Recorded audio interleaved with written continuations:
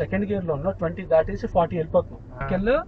వెళ్ళే స్పీడ్ కి కావాల్సిన పవర్ ని ట్రాన్స్మిట్ చేయడానికి ఈ గేర్స్ అనేవి ఉపయోగపడతాయి. ఫస్ట్ గేర్ స్పీడ్ లిమిట్ ఎంత 0 to 10, second gear speed limit 10 to 20, third gear speed limit 20 to 40, gear speed limit 30 to 50, fifth gear speed limit 40 to 80. Speedometer చూసి 10కి వచ్చింది సెకండ్ గేర్ అన్ని మార్చడం కుదురుతుందా? కుదరదు. వెహికల్ నుంచి వచ్చే ఇంజన్ నాయిస్ ని బట్టి మనం గేర్స్ ఎప్పుడు మార్చాలి అనేది చేయాలి.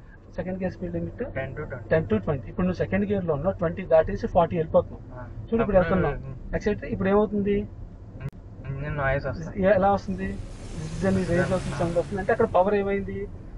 ఎక్కువైపోయింది. నువ్వు ఏ గేర్ లో ఉండాలి?